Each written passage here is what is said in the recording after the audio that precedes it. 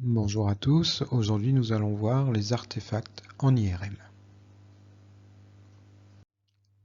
Nous allons donc voir les principaux artefacts, le repliement, les mouvements, le flux, le décalage chimique, les artefacts dus aux métaux et les artefacts de troncature. Ensuite nous passerons à des artefacts qui sont un peu moins fréquents, comme la pulsation du LCR, les zébrures, les nouveaux artefacts dus aux imageries parallèles. Pour rappel, l'IRM est une suite de compromis entre le rapport signal sur bruit, le contraste, la résolution spatiale, le temps d'acquisition, la présence ou non d'artefacts. Tous ces paramètres s'imbriquent les uns dans les autres et l'ensemble forme un compromis pour nous donner une image IRM correcte. Nous allons donc commencer par l'artefact le plus courant, le repliement ou aliasing. Alors c'est quoi ce repliement? C'est l'apparition sur la zone que l'on veut étudier de différentes parties anatomiques non contenues dans le champ de vue initial. Il se produit dans le sens de codage de phase comme la plupart des artefacts. Alors qu'est-ce qui se passe? Au moment de l'impulsion RF qui sont appliquées, il y a également les protons situés à l'extérieur du fauve qui émettent des signaux. Le système recueille les données et introduit des erreurs dans le signal en repliant l'image reconstruite. Donc c'est un artefact qui peut être utilisé, on va le voir plus tard, pour aller plus vite par un système d'imagerie parallèle qu'on appelle le SENS. Donc voilà un exemple de repliement. On a une image axiale thoracique. On voit ici le cœur et on voit ici un bras qui n'a rien à faire dans la cage thoracique. Un autre exemple, une coupe axiale de crâne, où on voit la partie postérieure du crâne se replier sur la partie antérieure et inversement la partie antérieure se replier sur la partie postérieure. De même en sagittal, sur le nez on voit la voûte crânienne postérieure et sur la voûte du crâne on voit apparaître le nez du patient. Alors quels sont les remèdes les plus courants? Le plus simple, c'est d'activer la suppression automatique du repliement.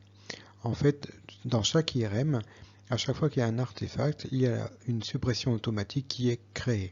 Donc en l'occurrence, ici, on peut activer la suppression automatique du repliement. Alors je vais insister un petit peu sur cette suppression automatique.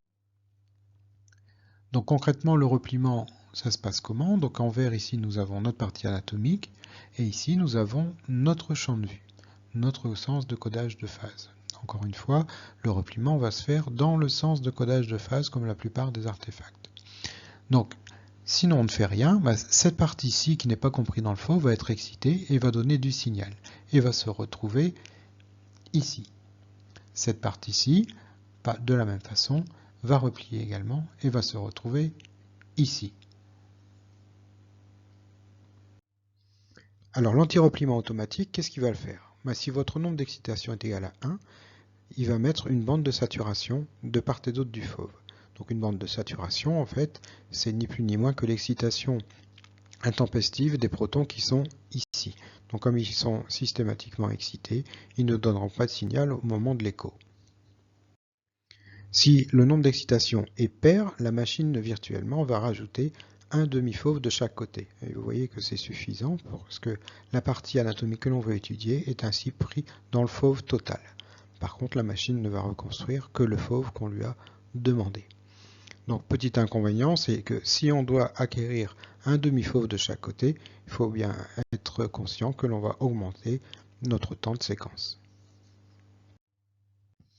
De la même façon, si votre nombre d'excitations est égal à 3, là la machine va carrément mettre un fauve de part et d'autre de votre fauve initial, ce qui va considérablement augmenter la durée d'acquisition.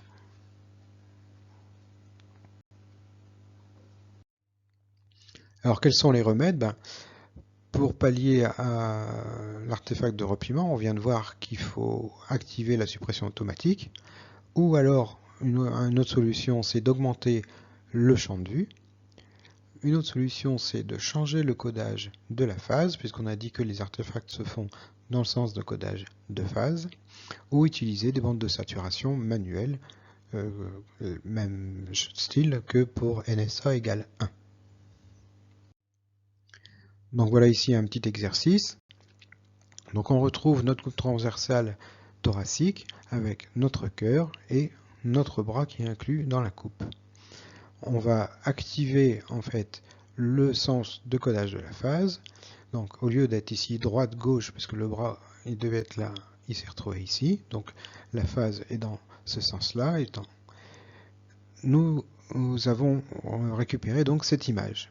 Donc le bras a bien disparu, seulement on rencontre un nouvel artefact en ayant la graisse dorsale en antérieur et la graisse antérieure en postérieur.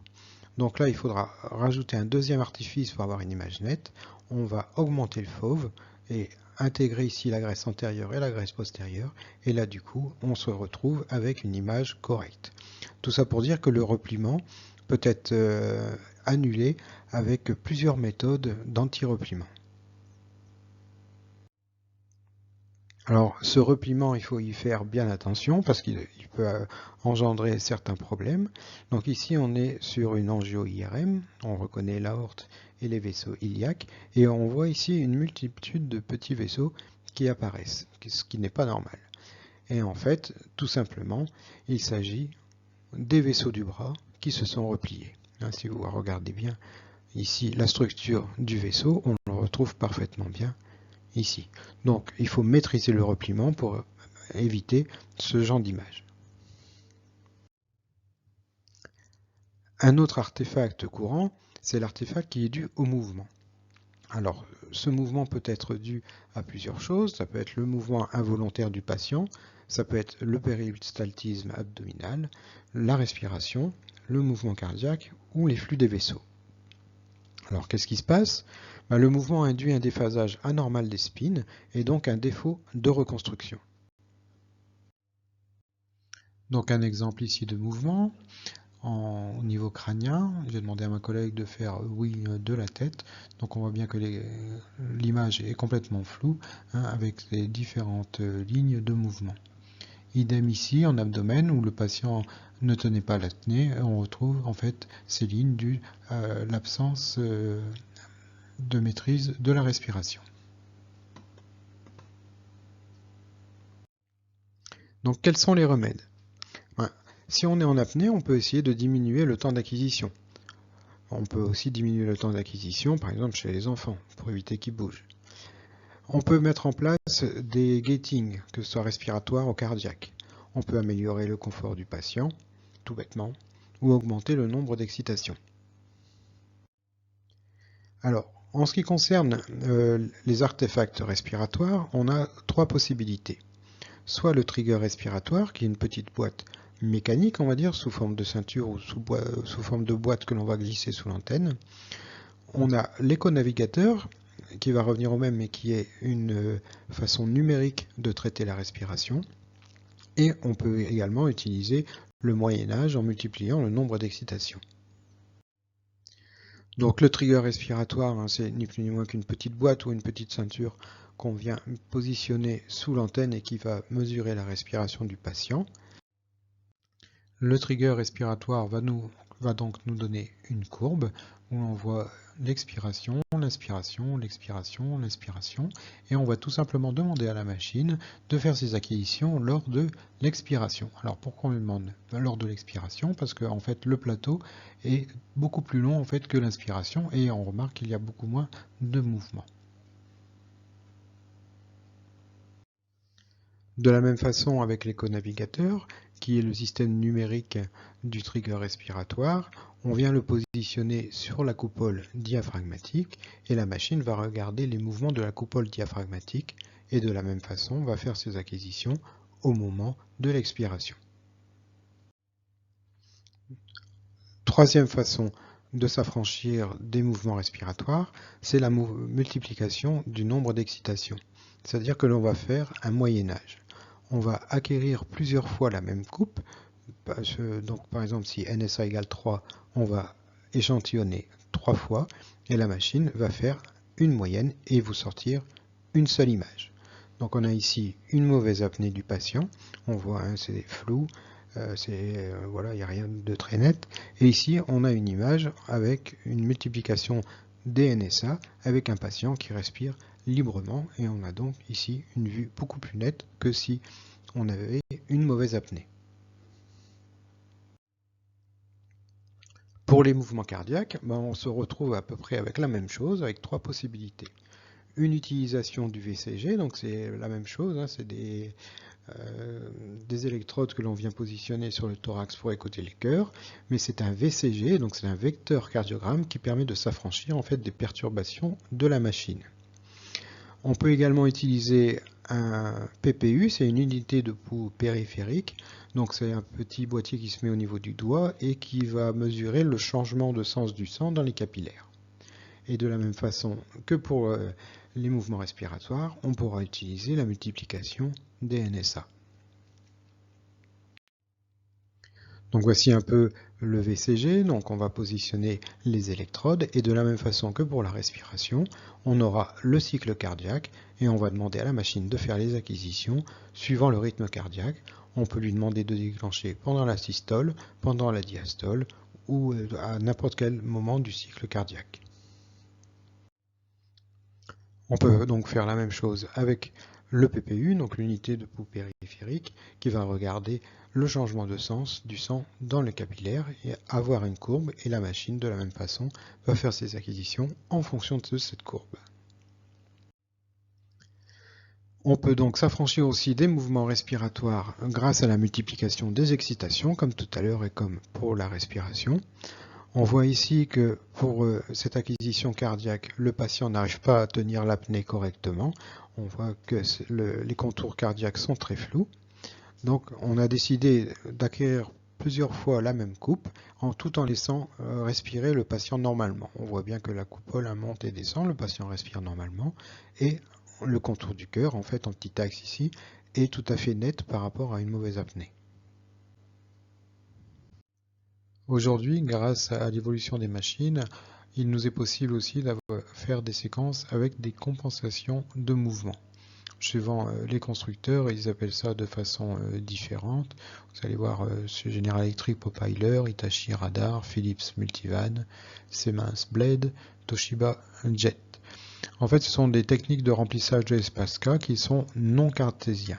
Pour simplifier, on peut même dire que ce sont des acquisitions par bande. Donc la machine, concrètement, elle va faire des acquisitions par bande. Nous, ce qui nous intéresse, c'est ce qui va se passer au centre. Si vous voyez, les acquisitions par bande se font et se chevauchent ici en ce centre. Donc c'est un peu le même principe que d'augmenter le nombre d'excitations, c'est-à-dire qu'on va avoir pour le même point plusieurs données. Et donc ensuite la machine va faire, grâce à un algorithme, une reconstruction en faisant un moyen-âge. Donc voilà un peu ce que ça peut donner en image. Donc là ici le patient respire normalement et on voit tout à fait que les zones anatomiques à étudier, tout est parfaitement net.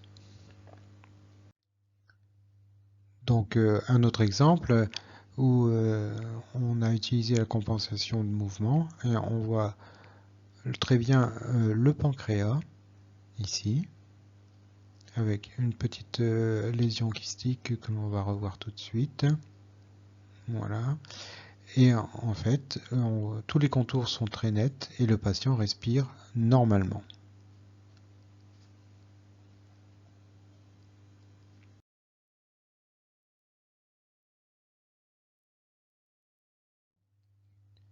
Un autre artefact, de l'artefact de flux. Alors c'est quoi? C'est un signal fantôme dans le sens de codage de la phase dû à la vitesse du flux sanguin. Donc concrètement, il se passe quoi? Une différence de position des spins entre le moment d'application du gradient de préparation et du gradient de lecture. Autrement dit, si vous prenez une coupe dans laquelle passe un vaisseau, il y aura un temps de latence entre le moment où vous excitez la coupe et au moment où vous allez écouter. Par contre, le sang continue de circuler. Donc au moment où vous excitez, le sang qui est dans la coupe est excité. Par contre, au moment où vous écoutez, le sang qui était dans la coupe est parti et c'est du sang frais en pleine aimantation qui rentre dans la coupe. de ce fait, il y aura un hypersignal. On appelle ça aussi le phénomène d'entrée de coupe. Donc voilà un exemple. On a donc l'artefact ici. Il n'y a pas d'injection. C'est juste l'artefact de flux, c'est-à-dire que le sang entre en pleine aimantation au moment de l'acquisition de la coupe.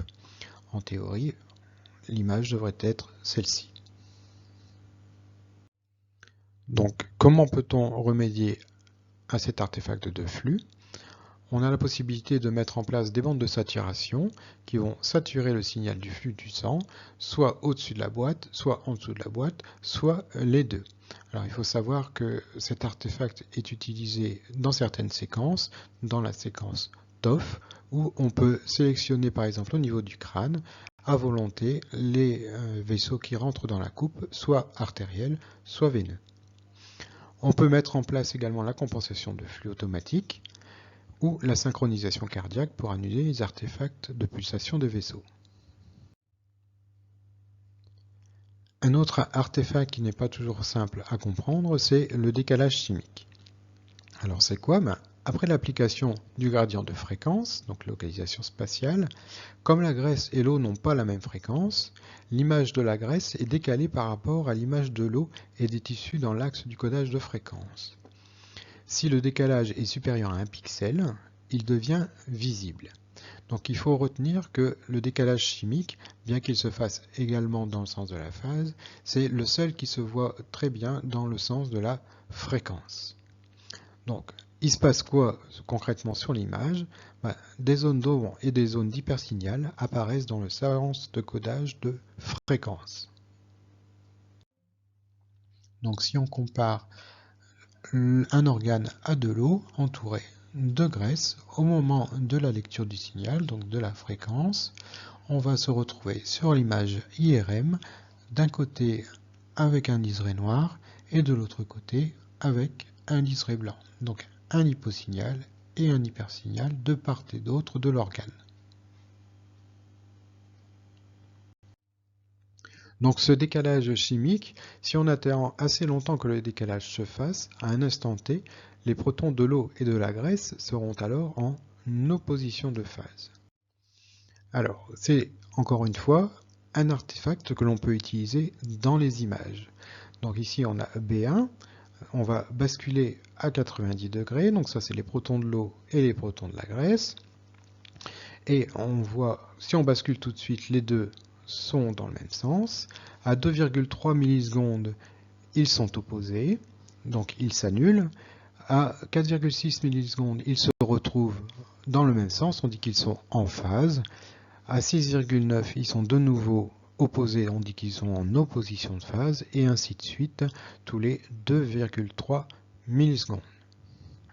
Donc ça, c'est utile en fait pour voir par exemple s'il y a de la graisse dans le foie. Donc voilà un exemple où on a une séquence dite duale, c'est-à-dire deux échos, où on va faire une acquisition à 2,3 millisecondes et à 4,6 millisecondes. On voit ici un T1 donc simple et ici un T1 en opposition de phase. Donc pourquoi je vous parle de cette opposition de phase? Parce que là, c'est le moment où il y a le plus de décalage chimique. Donc concrètement sur l'image, on voit quoi? On voit en fait apparaître ce liseré noir ici, tout le long. C'est ça, le décalage chimique. Il n'y a plus de signal à cet endroit-là, donc à l'interface eau-graisse.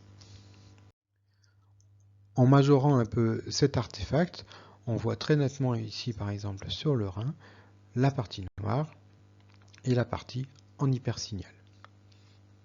Donc, ici, par exemple, on a dit tout à l'heure que c'était le seul, pratiquement, artefact à se faire dans le sens de la fréquence. Donc, ici, on a la partie noire, ici, la partie en hypersignal. On peut dire que la fréquence est dans ce sens-ci. Et donc, la phase est en postéro-antérieur. Alors, quels sont les remèdes pour ce décalage chimique? Donc, il y a le réglage du water phase shift. C'est un paramètre qui permet de régler le décalage eau-graisse acceptable. On le connaît aussi souvent sous le nom de bande passante. On peut également choisir un TE en phase, donc à 4,6 millisecondes pour 1,5 Tesla, ce qui permettra de s'éloigner de l'opposition de phase qu'on a vu tout à l'heure, où on met en opposition les protons de l'eau et les protons de la graisse. Un autre artefact, c'est l'artefact de susceptibilité magnétique. C'est souvent aussi appelé artefact air-tissu. C'est un artefact qui apparaît surtout en écho de gradient et il se retrouve à l'interface entre deux tissus ayant des susceptibilités magnétiques très différentes. Voici un exemple classique, on se retrouve ici au niveau des sinus et on voit très bien qu'il y a un grand artefact en hyposignal au niveau des sinus dû à la présence d'air dans les sinus. Donc la différence brusque entre les deux tissus crée en fait toute cet artefact noir. On va arriver à s'en affranchir en utilisant par exemple des séquences spin-echo qui, grâce à leur impulsion à 180 degrés, on va pouvoir s'affranchir des inhomogénéités du champ magnétique. Donc le remède, moi je viens de vous en parler, c'est de passer en spin-echo et l'impulsion à 180 degrés améliore l'homogénéité du champ. Ou alors, deuxième méthode, c'est de diminuer le TE. Un autre artefact courant, c'est les artefacts dus à la présence du métal. Donc il se traduit par un trou noir et une déformation de l'image due à la distorsion du champ causée par la présence de matériel métallique. Alors concrètement il se passe quoi? Ça crée une perturbation du champ et un vide de signal. Donc ici par exemple on a donc une déformation et un vide de signal, que ce soit en sagittal ou en axial. Donc, à titre d'exemple, ici c'était une pince à cheveux. Un autre exemple, ici en coronal et en axial, on a donc un trou noir et une déformation. On n'hésite pas, c'est un artefact métallique. Et ici en l'occurrence, c'était une sonde lestée. Encore un exemple, ici donc on est au niveau des apex pulmonaires et on a un trou noir et toute une déformation qui vient autour ici. Bon là c'était un peu particulier, c'était une longue boucle d'oreille qui était posée sur l'épaule de la patiente.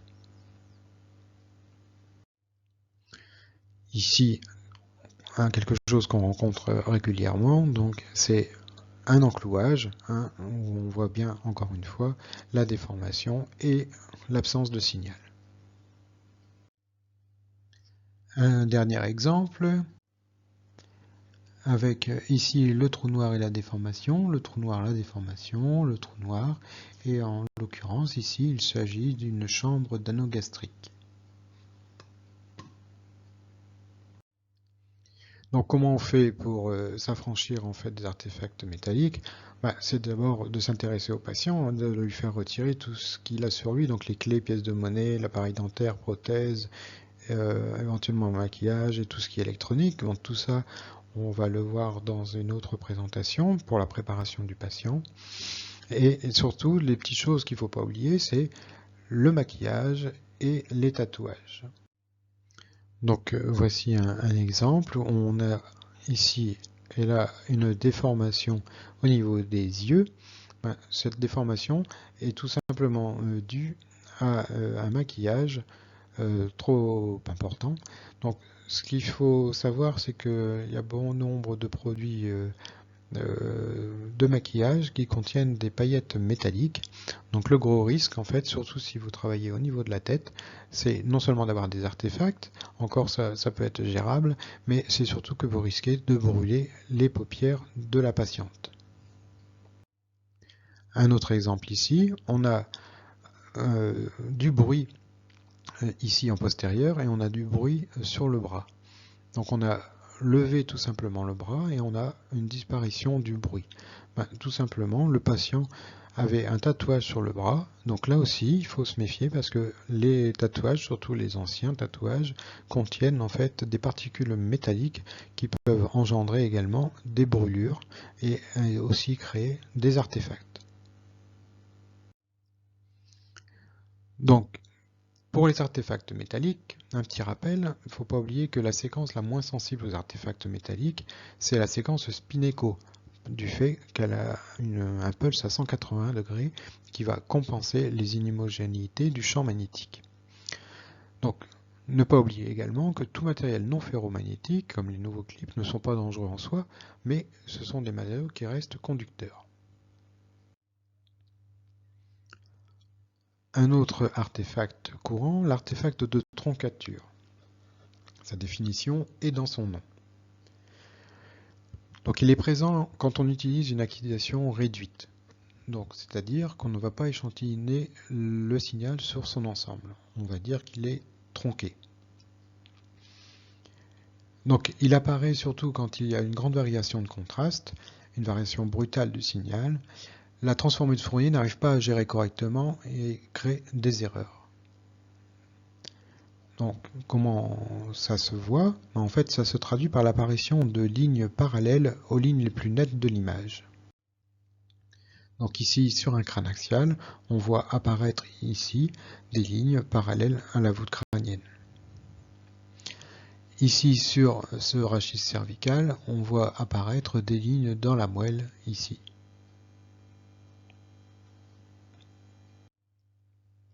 Alors, quels sont les remèdes? Si on a tronqué l'image, il faut essayer de ne pas d'augmenter le pourcentage d'acquisition. Il faut activer le filtrage automatique.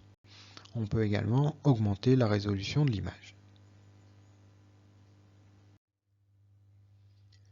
Alors, on va passer aux autres artefacts qui sont un peu moins courants ou qui sont dus à une mauvaise manipulation ou qui sont dus à la machine.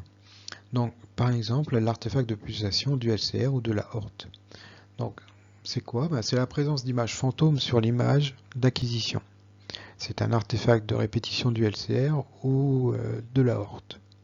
Alors, il se passe quoi? La variation du signal pendant la collecte des données, due au battement de la horte, par exemple, la machine va générer des erreurs de reconstruction. Donc, pour le LCR ici, on voit en fait que le LCR a pratiquement disparu et il y a de l'hyposignal en avant de la moelle. Ici, on retrouve une image classique, donc on voit bien le LCR qui entoure la moelle. Donc c'est plus parlant avec l'aorte abdominale. On voit très bien la répétition de l'aorte abdominale en postéro-antérieur. Donc si vous avez bien retenu la leçon, vous savez que la phase est en antéro-postérieur puisque la plupart des artefacts se font dans le sens de codage de phase. Donc la fréquence est donc en droite-gauche. Il faut bien connaître cet artefact pour une raison toute simple, c'est que imaginez qu'il n'y ait qu'une seule répétition, donc qui est que celle-ci. Ici, c'est le foie, mais on peut tout à fait prendre cette petite image en fait pour une lésion hépatique. Donc il faut faire très attention à gérer et à connaître cet artefact. Donc quels sont les remèdes? On peut activer la compensation de flux automatique.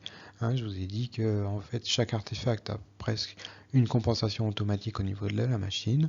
On peut également mettre en place un trigger cardiaque. Un autre artefact un peu moins connu, c'est l'apparition de trous noirs dans le LCR. Donc cette présence de trous noirs dans les coupes axiales et sagittales en T2 TSE est due en fait au débit du LCR. Alors, les remèdes, je ne vais pas m'attarder sur cet artefact, c'est l'augmentation du facteur turbo ou alors la mise en place de la compensation automatique. Ensuite, encore un autre artefact, mais dû principalement à une mauvaise manipulation, entre guillemets, c'est l'artefact de zébrure. Les zébrures sont dues à la bande de saturation qui interfère avec l'acquisition en TSE 3D. Donc vous avez ici votre boîte d'acquisition 3D et si vous venez positionner une bande de saturation dans la boîte d'acquisition 3D TSE, il y aura en fait perturbation à l'intérieur de cette boîte et ça va vous donner ces lignes ici dans votre image. Donc comment on y remédie? Il faut diminuer le facteur turbo ou alors utiliser un nombre pair de NSA. Un autre artefact assez répandu toutefois, c'est tout ce qui est artefact lié à la suppression de la graisse.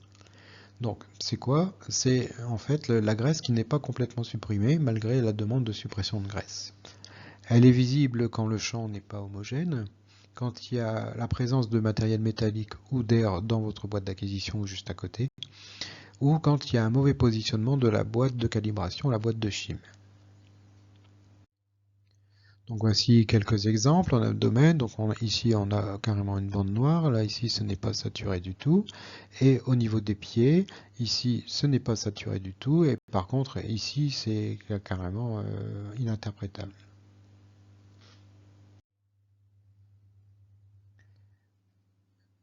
Petit rappel, donc la fréquence de résonance des protons de la graisse est différente de celle de l'eau.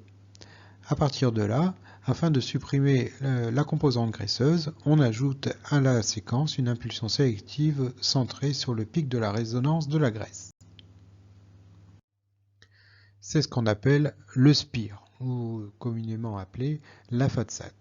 Donc en fait, on aura le pic de graisse et le pic de l'eau, et le but étant de supprimer en fait le pic de la graisse. Alors, petit moyen mémotechnique, je vous le rappellerai juste après. Donc on dit que c'est le spire. Donc ici, pour annihiler la graisse, on va faire un spectre pour repérer le pic de graisse. Donc le spire, on comprend les deux premières lettres, spire pour spectral.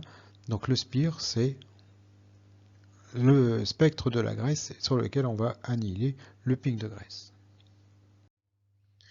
Donc comment ça fonctionne? Donc on va envoyer un pulse pour saturer la graisse et ensuite on va faire une séquence classique. Ici en l'occurrence c'est un spin echo avec l'impulsion à 180 à TE sur 2.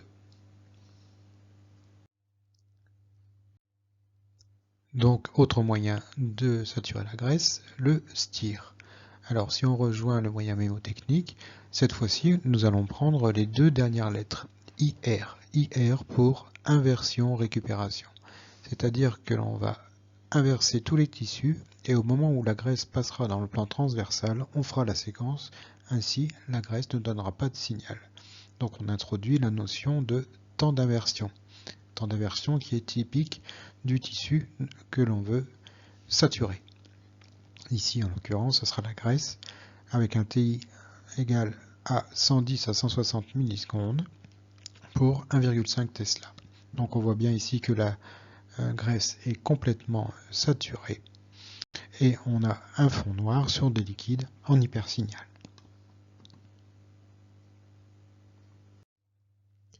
Donc pour résumer la séquence, donc on va faire une impulsion, on va attendre que la graisse avec son TI soit dans le plan transversal pour éviter qu'elle donne du signal et ensuite on fait par exemple ici un spin echo. Donc impulsion à TE sur 2, on écoute et on répète la séquence. Troisième façon de saturer la graisse, c'est une nouvelle séquence qui s'appelle le Dickson. Alors le Dickson, c'est une méthode de séparation de la graisse et de l'eau basée sur le déplacement chimique. Avec le calcul, on obtient 4 contrastes différents, eau, graisse, in-phase et out-phase. Cette technique est insensible à l'hétérogénéité du champ B1. On peut donc voir ici les 4 pondérations du Dickson avec l'in-phase, l'out-phase où on reconnaît l'artefact de décalage chimique, la saturation de la graisse et la saturation de l'eau.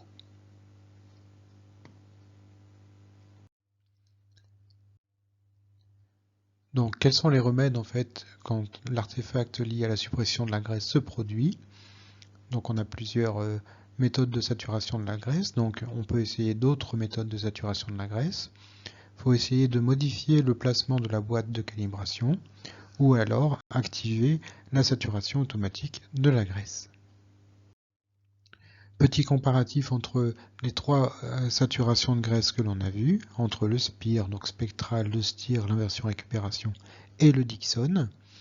Donc le SPIR, il y a une suppression totale de la graisse puisqu'on annihile complètement le pic de graisse.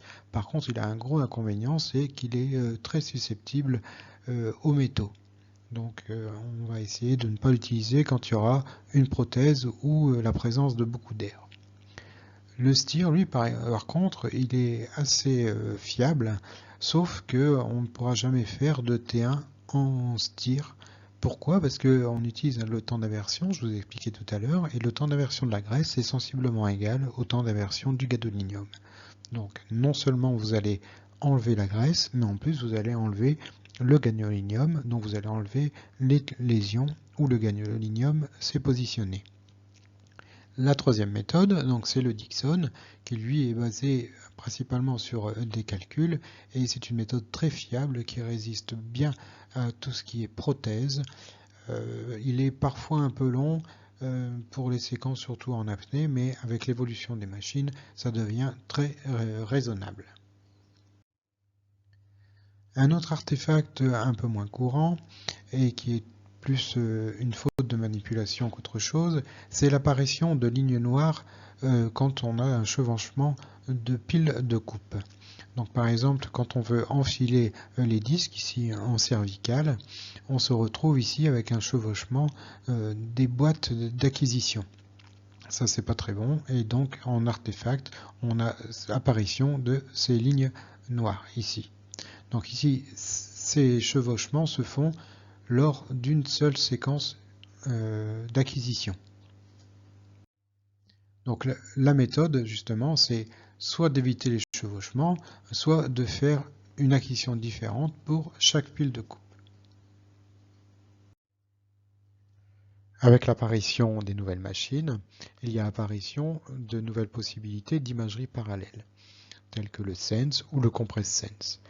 Malheureusement, qui dit apparition de nouvelles imageries parallèles, dit apparition de nouveaux artefacts.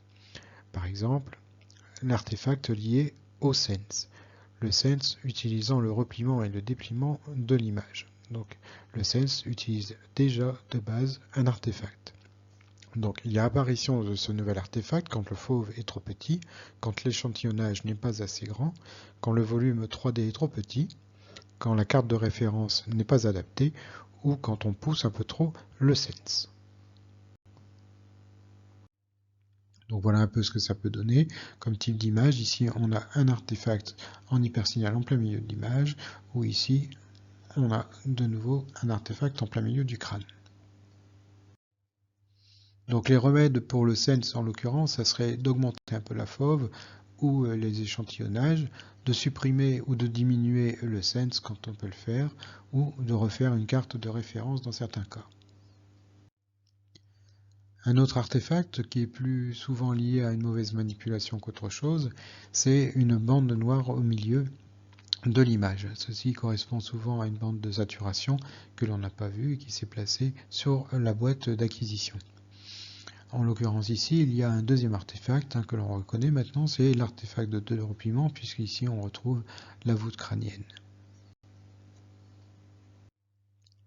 Un artefact cette fois-ci lié au problème machine. Donc vous voyez que cette image est très hachurée, on dit qu'elle a des spikes. Ce problème d'artefact peut venir de l'antenne, peut venir également des tubes de radiofréquence ou surtout d'une mauvaise hygrométrie de la pièce. A noter que cette hygrométrie est très importante à surveiller, d'une part parce que ça peut engendrer des images de mauvaise qualité, mais également parce que ça peut être dangereux, ça peut créer des arcs électriques. Un autre exemple dû à la machine, ici en l'occurrence il s'agit d'un mauvais branchement d'antenne et l'acquisition se fait non pas par tous les canaux de l'antenne mais juste par un canal postérieur ici, d'où le bruitage en fait en antérieur.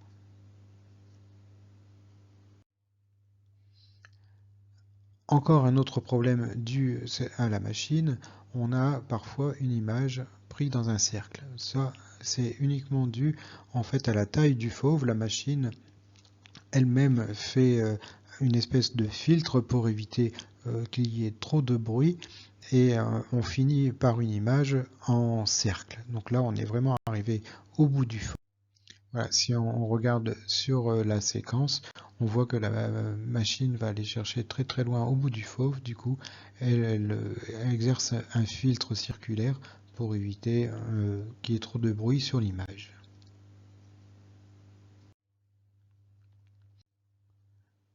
Donc nous avons parlé des artefacts classiques, des artefacts dus à la machine. On va dire deux mots sur les artefacts dus au produit de contraste. Alors, il y a surtout l'effet paradoxal du gadolinium. C'est un artefact qu'il faut connaître et il se fait quand le gadolinium est en hyperconcentration. Alors, par exemple ici, au niveau du bassinet, on a une hyperconcentration du gadolinium après excrétion. Donc, le gadolinium se trouve ici et au lieu d'être en hypersignal, il se trouve en hyposignal. Ici, on a un hypersignal parce que le gadolinium est encore un peu mélangé à de l'urine. Donc, en vue axiale, on peut décrire en fait, comme tout à l'heure, une hyperconcentration du gadolinium. On voit une forte concentration du gadolinium en noir. On a urine plus gadolinium en hypersignal et on a une urine polluée par un peu de gadolinium. En conclusion, on peut dire que les artefacts sont bien souvent sans information et dégradent l'image. Toutefois, certains artefacts sont utilisés pour faire de nouvelles séquences. Je pense notamment à l'artefact de flux qui est utilisé pour faire la séquence TOF ou au repliement qui est utilisé pour faire de l'imagerie parallèle avec le SENS. Les connaître et les reconnaître, c'est améliorer forcément votre examen. À retenir également que la séquence des codes gradients est la plus sensible aux artefacts et qu'il n'y a pas de correction d'homogénéité du champ par l'impulsion à 180 comme dans le spin echo. Voilà, j'espère que cette présentation vous a plu. N'hésitez pas à regarder nos autres présentations sur le site. Merci.